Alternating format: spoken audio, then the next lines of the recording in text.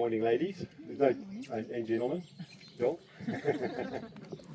Dylan's going to do some recording for us today. We put these videos on YouTube so you can watch the entire session with the horse. If you want to go through it again and have a watch, you can go through it all again.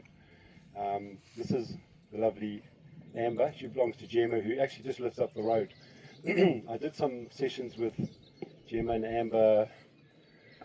Was in the summer actually, last that's almost a year ago now, and she's been working on her groundwork. She's got the basics in place, and that's what's really important when we're working with these young horses, is to get the basics in place and set a strong foundation going forward. Today I wanted to talk to you a lot about overfacing your horses. I see that a lot. I saw it the other day. I was at a yard that you guys used to be, and just an example of overfacing.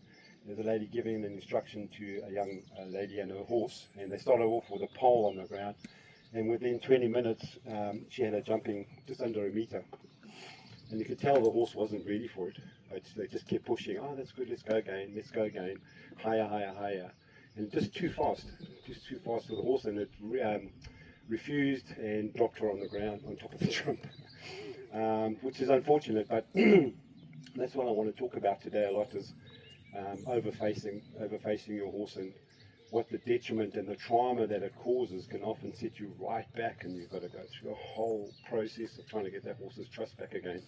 You guys know what that's like. You've been through that. So I'm just going to talk about that. So the important thing of not to overface is to take the time to let the horse have a little think about things, and dwell time, you can call it. So you can just dwell on what's going on and absorb the environment and find some relaxation. Good girl. It's quite good for her first time in front of a crowd, just to stand there and observe everybody. So the more time you take with this sort of thing, the better it gets when you get down the line, you get to a show or something like that. What we'll do today, because we need to start to take her out of her comfort zone a little bit, but it's a very gradual process. We don't push too much, but we slowly just start to look at how much they can do. We've got the bicycle here today, we've got the ball, we've got the flags, we've got everything. So we're going to just see how she gets on with all of that. But most importantly, I wanted to see how she is with the crowd. Daisy, just going to get everyone just to give a nice gentle clap. And I just want to see how she copes with that. Good girl. Thank you. And we'll get louder as we go along. But that's a nice reaction to that scenario. She's dropping her head down. She's relaxed. She's a sweet little horse, very intelligent. So she's had a saddle on her. She's been long-lined a little bit, so she's had a fair bit of work. Gemma's been spending quite a lot of time with her, so she's in pretty good state. Okay, so let's have another little clap, a little louder this time. Oh, well done. Okay, thank you. That's really good. So just by standing still and let the horse absorb the environment and the situation, and give it time to think and work through that, it's a huge thing for a horse. And often we are really impatient. We want to move forward and get going again. We know that, Leslie. We get a little impatient. So patience is the key. That's the biggest thing I've learned about horsemanship training over the last 10 years, is patience. I'm very patient with horses, and mostly with people, but not all the time. And we all know that. You have a little walk around. So she's already had a walk around. She came in here yesterday. She's really taking it in her stride. She's not too fussed about what's going on around us. Sorry, this is Daisy, my assistant. They've got two assistants now. We've got Molly and Daisy. Some of you know Daisy from your yard. So Daisy's helping me out. She's learning the ropes and helping me with the young horses and backing them. And Daisy's got a lovely nature for horses, nice and quiet and soft. So Daisy's also learning about this stuff. She's been practicing with her own horse a lot, haven't you, Daisy? And her horse now is doing a bit of liberty, so she's really come a long way in a short space of time. Okay, so she's had a good look around. You want to just take her out to the centre here, Daisy, and just send her around? The first thing we're going to do is just pick a circle and send her around us in a circle. I always warm my horse up first and just walk it around the arena once or twice, just see what's going on, see what it's picking up. You know, sometimes you have the scary corner. So we'll go and spend a bit of time in the scary corner, let the horse relax, let it have a look around and find some relaxation. So Daisy's going to work with the horse, mostly with Amber. If I need to, I'll step in and do a little bit of work with her too, but we're just going to warm her up a little bit. So we're just going to get her walking around us in a circle first. And what we're looking for here is a nice quiet circle that she can walk around and start to drop her head down. What we're looking for is that if that ear is cocking in, if she's paying attention here to the trainer. And as you can see, she's very external, so she's looking out and about. She's a surprisingly relaxed little horse for a Connemara. So just a nice, easy, quiet walk around. So we spent hours and hours doing this. We're going to see about 5 or 10 minutes of this, but we spent literally hours doing this. In a week, we might, the first week when the horse comes in, as part of the training package, is to be able to do this and for your horse to actually understand what you're asking for. So I keep asking myself that, does he get me? Does the horse get me? So if I point this way, then will he go left or right? And I keep asking myself, does my horse get me? And I just keep repeating it until she gets it. She's very relaxed, isn't she? She hardly wants to move her feet. Just see what goes on. Okay, change direction, Daisy. So here we're going to pick up our right hand to hind quarter. So we were talking about this the other day and closing the gap and managing the space between you. That's what horsemanship and this type of training is all about, is managing the space between you. You can see how she's pushing in on that left shoulder. How many of you probably have a problem on the left side? Mostly that's where we get our issues, is on that left side, because one, we spend a lot of time on the right side, and two, she might be feeling a little insecure, so she wants to get close to Daisy.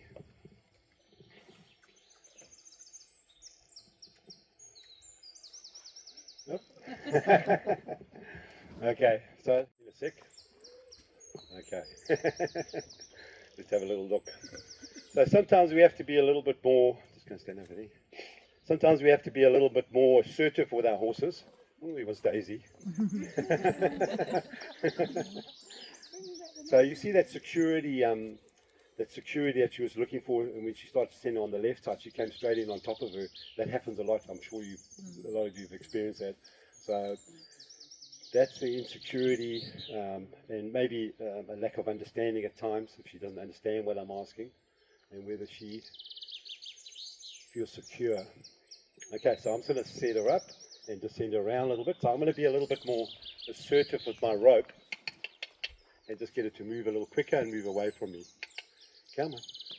We'll work on that right side a little bit and just see, and then we'll maybe hand it back to Daisy. So all about consistency, body language, and being able to turn your horse around. So let's try here and see if we can get this shoulder away from me. So you see, just by using my hand, move that shoulder away, I can get a bit of distance. But what I don't have, there's the inside ear. Yeah. Good girl. I can tell she's done this a few times. Good girl. And then the most important thing is that we can get relaxation. So being able to soften, relax, and release. And just find focus here. All right. So it's really important to acknowledge and see what's going on with your horse. If it's looking over here, if it's looking over there, how it's feeling. And that's what I'm always looking for, is how's my horse feeling? Is it emotionally able to cope with the situation? So what I'm going to get you to do is just do another clap. So you're going to go from medium, and then I'll do this and just see how that works with her. So if you can clap, please. Get a bit louder. Okay, thank you. Good. So let's just see how long it takes her to relax here. Good girl. Good girl. So, like I say, all the stuff that you'll see today, we're spending 5-10 minutes on each part of the training program. But the reality is it could take hours to just get the horse to stand still and relax like this in an environment where things are going wrong. Just now we're going to take her out of her comfort zone and just bring the bicycle out. I'm going to ride the bicycle around her to see how she feels about that sort of thing, and see if she can still hold herself together. Good girl. Nice and relaxed. But you can see the focus is not 100% with me. So that's what I'm looking for here now. So I'm just going to step backwards. Come, darling. So I want to be able to draw my horse towards me, stop, and also go backwards. We've got to work on that a little bit, but that's okay. And then to the left and to the right. So here I'm going to pick up my rope a little longer, just get her moving out. Good girl. I might need that flag in a minute. You can change direction here. Just get it to go to the other side. Come on, darling. So I'm going to use my flag. You can see that the focus is not great. So I'm going to use my flag a little bit, just to get a little bit more focus. Maybe just pick the energy up a little bit. Come on, darling. So your draw is really important. Can I draw my horse towards me? Yeah. So I'm going to keep working on this relaxation part of the journey. There you go. And introduce it to my flag. I'm not sure if she's actually met the flag yet, but it's a really good tool for desensitizing, getting your horse used to having flappy things around them. So we can see right here that she's already going, oh, what's this? We'll see if she takes an interest in it. So just whatever it is, if you can put it on the ground, it's the same with the dummy and the ball and the flag. Firstly, I'll put it on the ground quite a lot. Just put it on the ground, let the horse look at it, focus on it. If she wants to touch it, taste it, feel it, she wants to put it in her mouth, I'm okay with all that sort of stuff. Because that's essentially how they interpret the world, through touch, taste, feel and smell, same as us. Although our hearing and taste and that is not as good as a horse's. Always paying attention. If something comes up, you've probably had this happen, riding down the road, and all of a sudden your horse picks up its energy and you go, there's nothing here. But I heard a bicycle coming a mile away. So I'm always reading those signs when I go out. I took 2 ladies out yesterday for the first time bitless. Sarah hasn't ridden a horse for 5 years. She hasn't been out.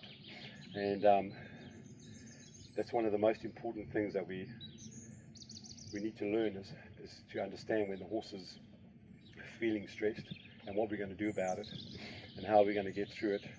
Okay, let's just give it a little clap again, just a medium. Thank you. Okay, so we're just going to work with the flag a little bit, so I'm just going to send her around.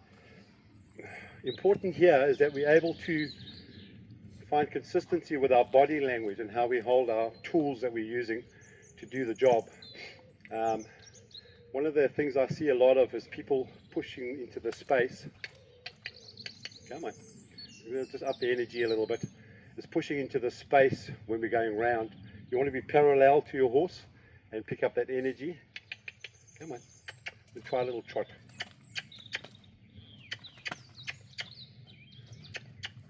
So you can see she's not as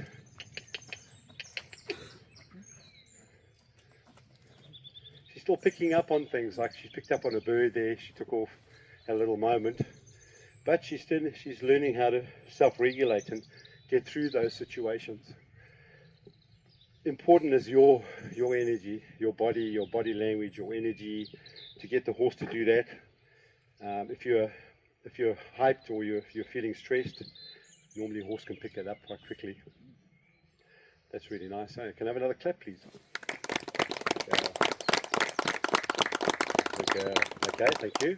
So let's just see if she'll relax here. So a lot of what I'm doing here is to teach the horse to ground tie and release and relax there.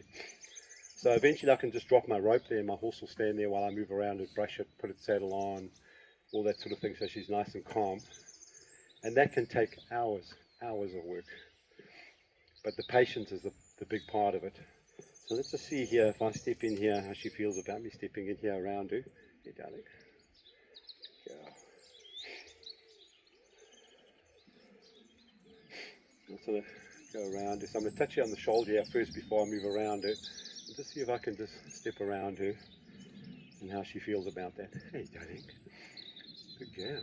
So you can see a little bit of, she's moving around me. but the reaction is not, she's not running away from me. So if I did that 5 or 6 times, normally repetitions of 7, so 7 sessions of doing this or whatever it may be, then the horse starts to feel the training and starts to understand what we're doing. So normally seven repetitions, and then they start to get it. And as soon as they start to get it, it just drops into place. You know that, Leslie? Sharon knows that too. Just by pointing, stepping. Has anybody got any stories on over-facing or pushing a horse too far out of its comfort zone? Anybody got any stories on that? No? No? Wow. Great. Boxing is another thing. Putting your horse on the horse box. That can be quite traumatic, and that takes time. I want to get all this in place before I step onto a horse box or maybe onto the bridge. Make sure that they're safe and they're feeling secure. Loving this. So soft. Good. Okay, so we're going to pick up the energy a little bit here. We're just going to do some basics. I'm just going to send her around and just see if I can just pick up the energy a little bit. So with my sending here, come on, I wanted to start to focus on me and start to bend a little bit. It's not very forward going. Come on. Come on. Just get a trot here. She's definitely going to slow down quickly. Do you see that? So she's what I call more woe than go. But if they get a fright or something, then all the go comes out. But every time I do something, if I can ground tie and release, relax. We were talking about this yesterday with Leslie, is when I pick up my rein, or pick up my rein, the horse will drop his head down and relax. So when I'm sitting in this position, I just pick up my rein, boom, and the horse will drop down, relax. But that all comes from here, from this place first. Good girl. She definitely likes to stop. So getting her going. So we're going to send off to the right here. So she hasn't 100% got it, but she's pretty close. Come on. Just going to pick up the energy a little bit here. So with this sending around, this is not lunging. This is moving the feet for communication. I'm more interested in communication and softness. You see how she pulls on this side? Come on. When you're doing this sort of thing, you might see the dominant side of your horse come out too, or they're not feeling secure. You see when she moves her feet there, where her head is quite high. She's not relaxed. She's not bending. So she's good now to stand still and relax. But I want to be able to walk, trot, and canter relaxed. And that's what takes the time, is to be able to get that walk, trot, and canter on a nice loose rope. And she's communicating with us. She's able to turn. We're able to move the hind quarter around. So we'll just try that here. Just step in here without her stepping on me, and just move this hind quarter a bit. So I've got to be able to get control of the hind quarter and then the shoulders. So I'm just going to move her shoulder out here a bit. Yeah, just send her around a little bit. So here we can start off quite close, and eventually we increase that bubble of communication. Come on. Come on. I'm just going to push out of her comfort zone a little bit here going forward. And just get to turn and hind quarter you go there. Girl, come. Come, so I can go backwards, forwards, left and right. But more importantly, I can relax. Manage yourself too. It's more about us than it is about horses at the end of the day. Understanding what to do, how to do it, when to release. Understanding how your body affects your horse and the body language affects your horse. And also breathing. So if something happened and she took off now, I know I've got lots of work to do still, just to get her to be able to relax and calm and pick up my energy. Good girl. And drop down and relax. Good girl. Anybody got any questions? I like questions, so if you've got a question, something coming up. So my horse will always tell me if there's something coming up, if something's happening, I'll get that from my horse pretty quickly. Gus was interesting with the sheep to start with. Well, you've not seen him until I drove up The driveway, yeah. the driveway. And now he's a lot better. He's still a little. So there, I just moved my feet just to get her attention back again. So if you find that they look away or they're distracted, just a little bit of movement or maybe a bit of hindquarter yielding, but just a step in the other direction normally brings that focus back to me. So if I step here, and just get that focus back again and just see if she'll relax. You can step back to just give the horse a bit of space once you've taught it to relax. Normally by stepping back you'll see that head drop. So let's just, yeah. So she knows what that means now. That's really good. I'm really happy with that. Okay, let's just give her another clap please, quite a loud one. Yeah. Thank you. And let's just see if she'll relax again. So if I was training my young horse going to training shows or just exposing it to what's going on, there we go. I'd stop and let my horse relax. If I was sitting on her, I would expect the same thing, that she's relaxed. I can stand still. I can stand here and another horse can canter around me, for example, and my horse will just stand nice and relaxed. We tried that with Gus the other day. He's not quite there yet. He was like, oh my God, what's going on around? We will meet Gus just now. But that's really nice, eh? Really good. So from here, let me see if I can just back her up. She's got enough energy. So with the back up, I'd sort of use my finger to start with, and then my wrist, and then my elbow, wakey wakey, and back up. There we go. And see if I can relax again. Okay. Bring that heart rate down. Good. So that's one of the points I wanted to talk about today. Is you can call it what you like: dwell time, downtime, just stopping and letting the horse absorb, relax, and release. Pick up that. Get this down again. Okay. Okay, so I'm just going to send her off to my right here. Just get a bit of. Here we're going to have. This is going to be our interesting part of our training here. Is her go forward thing. Come on. She doesn't take it personally, so if I push her a little bit, she doesn't get very wound up about things. Some horses will. You push them out of their comfort zone and they might wind them up a little bit. The key is to be consistent. I want to follow my feet, move hindquarter. So I want hindquarter first, and then hindquarter each side, shoulder, and then I'll start to work on my backup. So once that shoulder and hindquarter work nicely, then my backup should start to, okay, focus.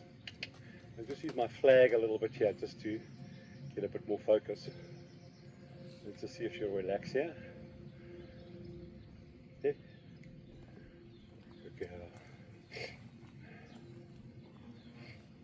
Good. Anybody got any questions? Have you seen such a calm horse before?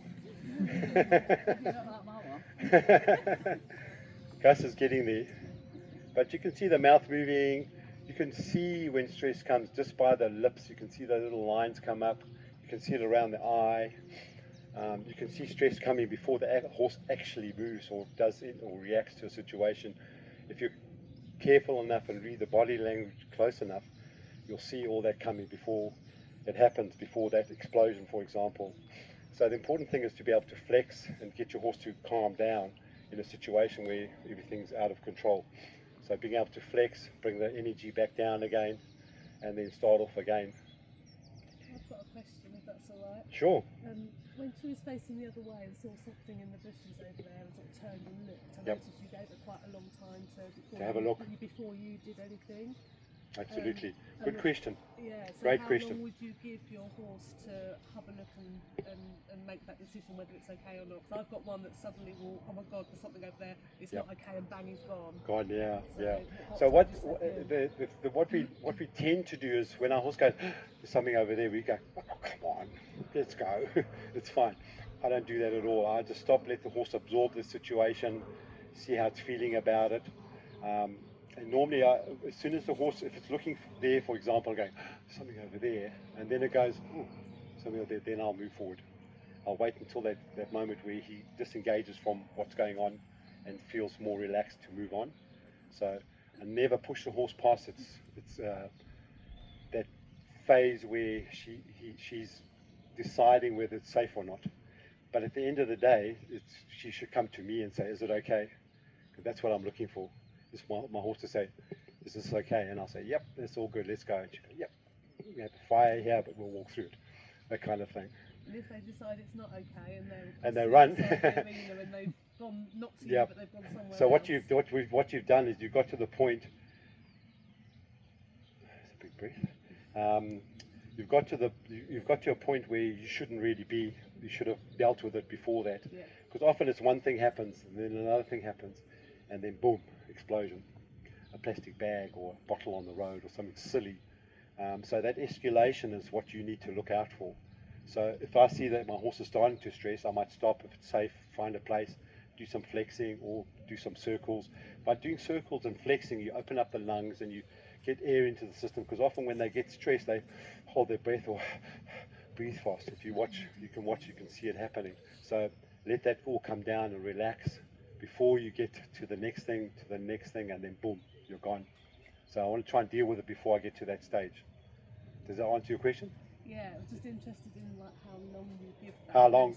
As long to as it decide takes. It's okay or not, because sometimes it can be like, oh, it's not okay, it's not okay, it's not okay, bang, and they're gone. They're gone, yeah. And actually, like I noticed you gave her quite a lot of time, and then you stepped in. But obviously, if her reaction had been a lot quicker than that, and she'd have been gone. She'd be gone now. Yeah. Then so that's really important, because I'm just standing here saying, hey, it's okay. And she's going, oh, there's something over there, something. And if I'm sitting on her or next to her, it's the same thing. So I'm just waiting for her to say, is it okay? And I say, yep, it's okay. And then off we go. But it's that escalation that we really got to pick it up before it even happens, before that runaway happens. We've got to deal with it way before then. And that's what this is all about, is that, and waiting for that horse to go, that's okay, and just have a little look, and then I'll squeeze on and let's go forward. But if he needs time to think about it, to relax, I'll give that time. Are good? Yeah. It's a common one, very common thing. Yep. If you're out on a track, a narrow track for example, Come or down. out on the road, Yep. the horse suddenly raises its head, you can see it's really attentive to something. Yep. Obviously one of the good ways is to get them to disengage and do some circles, but if you're on a narrow track or on the road, you can't always Difficult. do that safely. Yeah. So what would be the best way to deal with it, to bring them down from Yeah. that heightened state? So just stop and maybe just stop a while, absorb the situation, see what's going on, and you calculate for yourself what's going on, because there might be a combine harvester coming down the road or something. So you're going, oh my God, that's scary. So if you've taken the whole idea is that if my horse says to me, is it okay? I say, yep, it's okay. That's what I'm looking for. And that's what takes so much time. But in that situation, I'll do some flexing. If I was riding, I'll probably just stop and do some flexing, bring that head down again. So let's have a look and see here what happens. And if we add something to this, like if we clap, just a little clap now, let's just see what happens. Okay, so she picked up on something over there. We clapped. So her ability to cope with this is really quite good. She's a really good little horse. So I think it should be good for combat. Okay, I'm going to take her over to the bridge here. Just see how she feels about stepping on the bridge. The bridge I use a lot for preparation for loading, for stepping onto different surfaces. Let's see how my horse feels about stepping onto things, walking around things, over things. Come on. Yeah. And just being able to stand. She's right in the middle.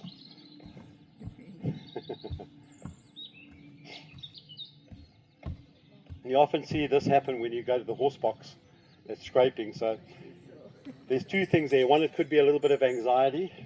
Two, it could be I'm just testing the surface. I need to know that this is safe.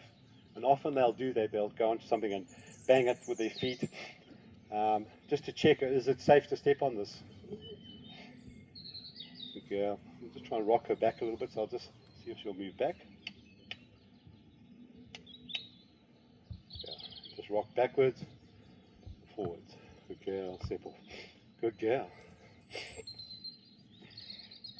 So the biggest thing I see, our biggest thing with her is getting her going forward and focusing. You see how I stepped in front of the shoulder, that stopped her. So I'll make sure my body position is in the right place. Come down.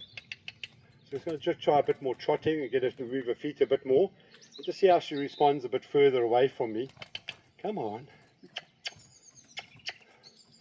And just see if she's still watching. So she had not given me 100% concentration, but she's still pretty. Come down. Her ears in towards me, so she is watching me. You see how tight she is on the rope?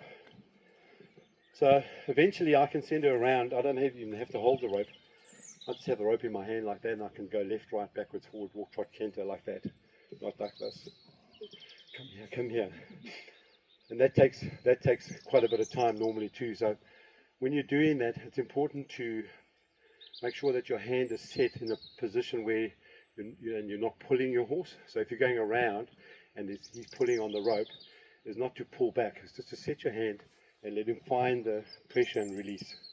It's the same with the reins when you're flexing, just flexing down. So when he finds that soft place, it'll be a lot easier for me to send him around, and also the connection will be a lot stronger. Good girl. Good girl. Can I ask a question? Sure. Daisy? When you're doing a session like this, how do you know how far to push them? Like, so you've started in walk, you've done a bit of trot, Yep. you've gone over the bridge. Yep. How do you know when enough's enough, and how do you decide how to finish at the end of the Finish. session? Okay, good question. So a couple of things there. One is you'll normally find within up to an hour, that's probably maximum training time for a horse. She just fell down.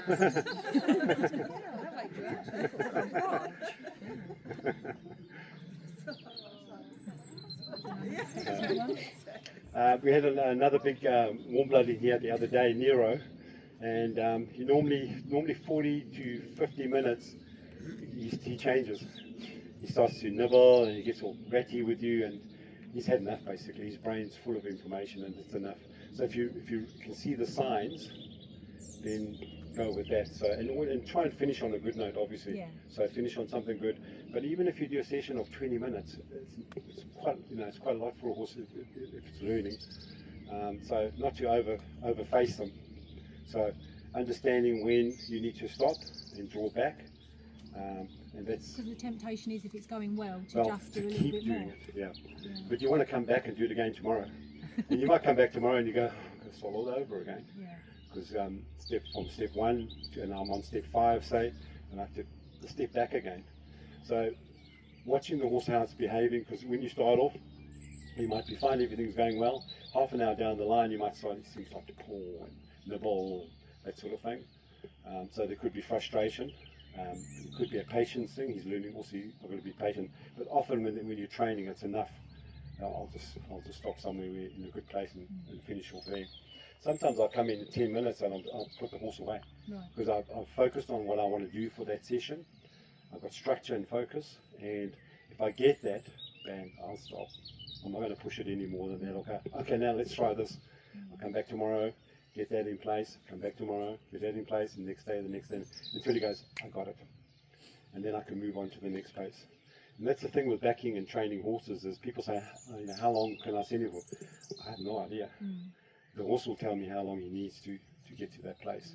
And I'm not the kind of person who will push the horse and just, okay, let's get on and go.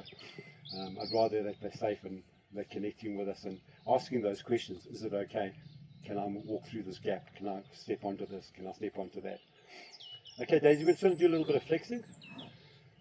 Now, she's done a little bit of this, so we'll see how she copes with it. Come this side first, so we can see you. So here, you're just going to step behind the shoulder. We just take the rope and flop it over the hind quarter. Stop our feet, stay nice and still. She's still looking at that, eh? That could have been a lion. So this is a perfect example of if I was riding, what I'd do. And you see how Daisy touched the rein there? She dropped her head. release straight away. So the first little try of release, I'm always letting go real fast. So if I pick up that rein and she drops her head down, for example, I'll release. But I want to look for a flex, so nice and wide. Just get that head down. So if I was sitting on her outright, or like you said, this is what I would be trying to get. And we all know that it can be a complete opposite of what we've got here. And, you know, the horse can be on its toes, bouncing around.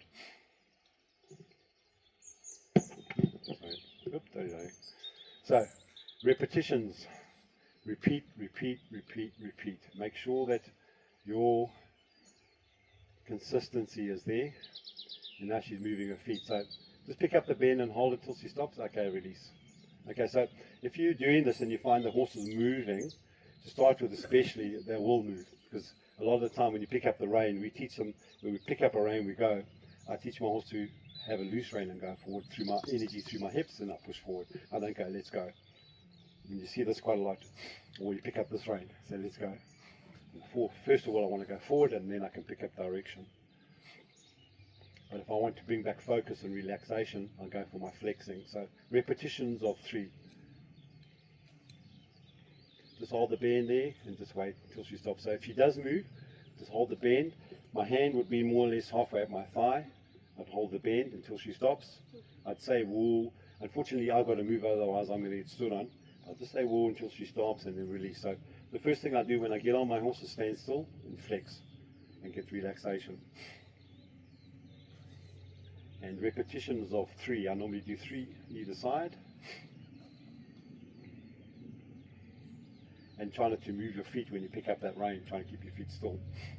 So repetition, 3 on this side, 3 on that side. Once I've got it working really well on either side, then I'll start to flex from the opposite side. Okay, try that again, Daisy. So step back a little bit. Make sure those feet are nice and still. Nice and wide. So if you're riding, there and hand to thigh. And just hold there a second, release. You see a little drop there. So what we're going to do now is just flex her until she drops down. Because she's picking up on something else. So I'm going to keep flexing her until she relaxes and releases. And say, the good thing about flexing is I'm bringing the horse around and can see me. Here I am, here I am, here I am. Big mistake I think a lot of people make, for example, riding down the road, is we can be quite tight on the reins and say a car's coming up behind. The horse can't turn and have a look because we're riding down the road like this, you know, focusing on what we're doing. That's why I like a nice loose rein. So if there's a car coming up, something you can turn around and have a look. Okay, it's fine. But if you're holding him rigid and you can't look around, you're going to get that surprise of something coming up on you and he hasn't had a chance to have a look at it. Yeah, have anyone had that experience? Yeah, I'm sure I have in the past. But flexing, releasing, see a bit of licking and chewing. And try the side when you're ready, Daisy. So when you move around, Daisy, make sure you ground tie. So drop your rope out and hold the end down. Yeah. And also you need to step back a little bit when you pick up that bend. So come back a little bit. Yeah, about there. And put your hand a little higher. That flex. So if you imagine if you're riding your horse, where would your hands be? So I'm not going to teach him to flex down here. I'm going to teach him to flex from the same position. So more or less the same as if I was riding. Another one.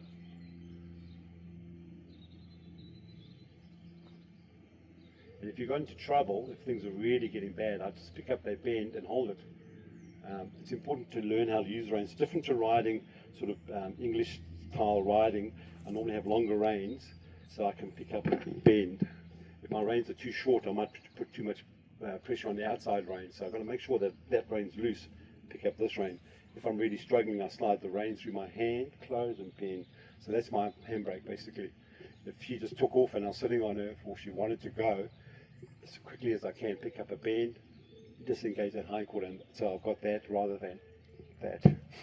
And a big mistake people make is they pick up and they try to pull down like this, just a bend. So for example, if I'm jogging down the road, my horse won't walk, or people like this, you know, jog, jog, jog, jog. All I do is just bend that nose round. If they don't slow down, I'll do a circle, but normally if I just bend, put my hand quite wide, slide through, bend, the horse will disengage, release, go back to a walk, drop the rein and walk on, and then you might go, Okay, pick it up, a little bend until he walks, drop it.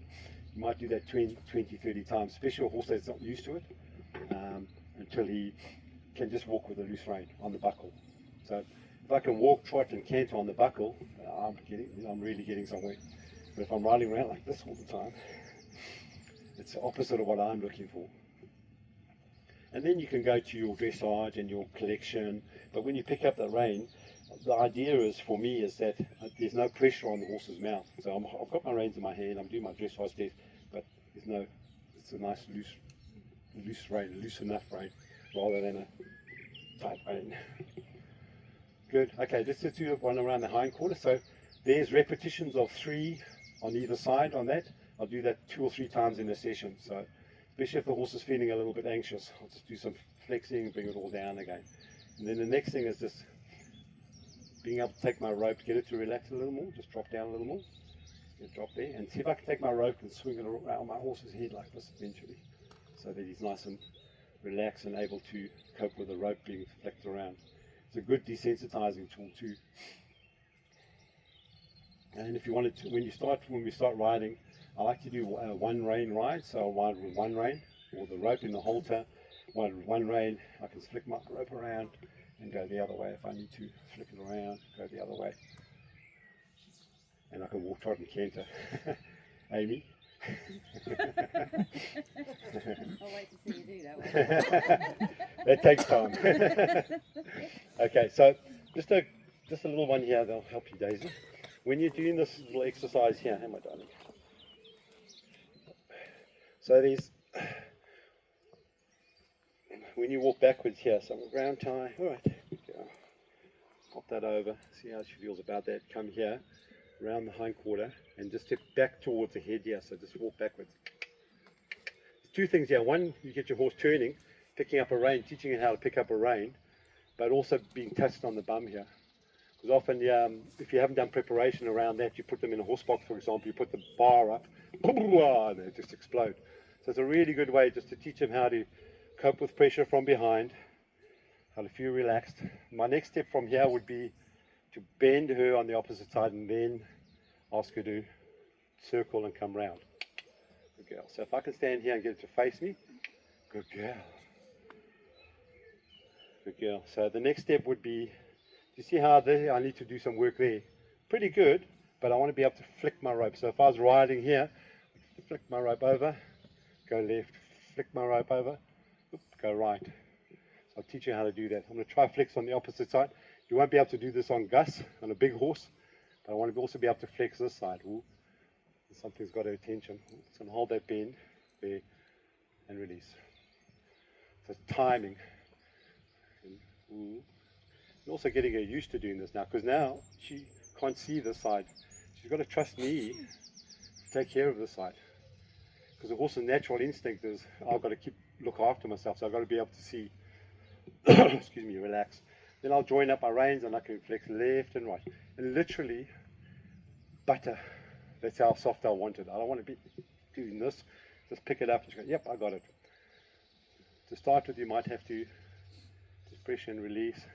The next step is to hold that bend. It also teaches her to be patient and just hold the bend. So slowly but surely I'll work on that. You can see there, the girl. You can see there she wasn't that comfortable with that. There's something going on over there. We'll try that again. So this is the first time she's doing this, so she's doing really good. So flex here, nice and wide if I can, bend. So she's got her mind on something over there, I can tell. But that's okay, good girl. There's a drop. So there I was trying to bend, but she dropped. So release, release. Timing is everything. If you can release within a split second, that's when the learning starts to happen and they start to get it. So we'll try that again. I'll just slide out here. There's a drop. Good girl. So I'll try here again. Bend. Just going to stay with her here. Because this is what might happen when I sit on her. She might pick up the rein, she might move. Good, I'm going to give her that and just get back to that. Good girl. Come again. Come, darling. So once I got that working, I think she's standing on my rope, then I can't do that next step. But once she's got that, then what I want to do here is let go of it and just hold there. So see how she'll find the release, never pulling. If the horse is pulling you or you pulling it, that's, for me, that's the wrong place to be. But there, you see there? And that's when I'm riding, that's what I want. I don't want to be a tight rein on her. Good girl. So I'm going to release there. Hey, come here. Hey, come. Let's try it this way. We've got something on our mind here. Come, Daddy. Come. I'm only moving because she's standing on my rope now. I can't do what I want to do. Okay, so we'll try this side so you can see. There. Come back. Ground tie. I think we're just about finished in this session. Opposite flex. Nice and wide. Ooh. Ooh. Ooh. Ooh. Till she relaxes. Then I'll release a little, hold, then take my rope around the hindquarter, pick it up, bend. Get a bend through a rib cage. Good girl. So those are all exercises that I keep repeating every session. I repeat, repeat, repeat. You've got to be careful because sometimes they'll know what you're going to do and they'll anticipate it. So watch your toes, especially with this one. She might start moving way before I'm ready for it. Good girl. So I can flick my rope over left and right. I can bend. Come, darling. Ooh. Ooh. Ooh. Well, you might answer this anyway when you bring that out, but obviously if you've got a horse that's obviously a lot bigger than that and you're trying to sort of teach that, Yep. how do you go about that? Because we'll perfect that when we're sitting on him, because you can't use, he's too tall, or you can stand on the mounting block and do it, because one of the things I want to be able, everything I'm doing here, I'll eventually take it to the mounting block so I can send her left and right, walk, trot, canter, backwards, forwards on the mounting block. And I teach the horse that the mounting block is the best place to be in the world. Lots of rubbing, lots of scratching. Every time I relax, I'll relax by the mounting block. I'm not doing that today, but she's relaxing with me, so that's good. So you can, and I will do it at the mounting block. I'll stand up on the mounting block above her and flex her first before I even get on. Hey, you had enough now. Good girl. And another thing you can do is just a bit of a flex when you get on. So a little flex, and then I will get onto my horse. Hey, you can see what's going on. Hey. So I don't know if this is because I'm looking like I want to get on, or because she's full of information and she's had enough. And I'd probably go with that one because she's done a lot in one session. Good girl.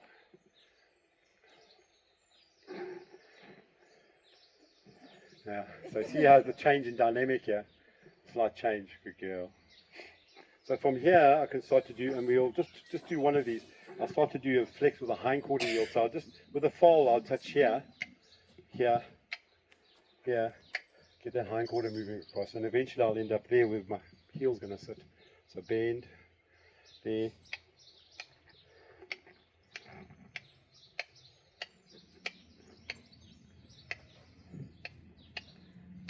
So I can get that hindquarter crossing in. Good girl. Well done. Good girl.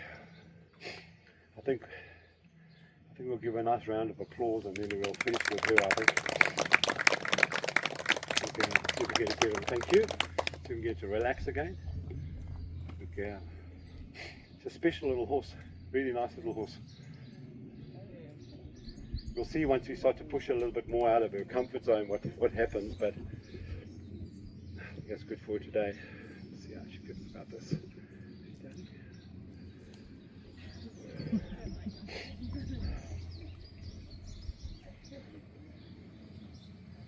So I always give the horse enough time to touch, taste, feel.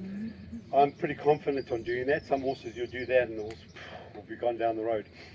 So just be careful how you do it. If I'm teaching my horse, I'll put it down somewhere there, for example, and then send my horse to the ball.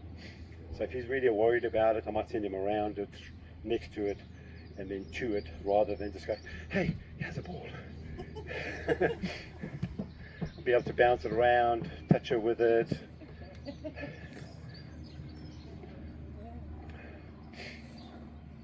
And it's a really good thing for confidence building if they could start to push it around, push it with their nose and yep. Good girl. And I can bounce it on her, around her, under her. So it's a great desensitizing tool. My darling, you're a good cow. So see there, a little touch, and she was like, not sure about that one. But then just a little bit at a time. See what you can cope with. So it's all about finding out what they can cope with and what they can't cope with, and then just accordingly work with that. Girl. So if she gave it a little push with her nose, they are starting to build confidence now. And say, it's okay, it's a ball, yeah, but it's okay. Good girl. Good. Okay, I'm happy with her today. You got any questions? We'll have a cup of coffee and then we'll get Big Gus out in a sec. You got any questions? Let's see if she'll follow me. Come. It's going to show you up. I don't know. And then I always finish off my session with, I want to work towards liberty, where my horse is connected with me through an invisible rope, if you like. So if I can draw her or move the hindquarter.